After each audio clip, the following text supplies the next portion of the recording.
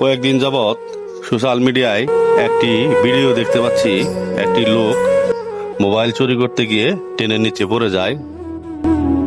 তাই সতর্কমূলক একটি পোস্ট করলাম।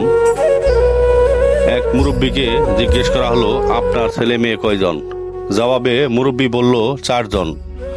মুরব্বীর উত্তর, প্রথমটা ইঞ্জিনিয়ার, দ্বিতীয়টা MBBA পাস, তৃতীয়টা ব্যাচেলর শেষ করেছে, চতুর্থটা চোর।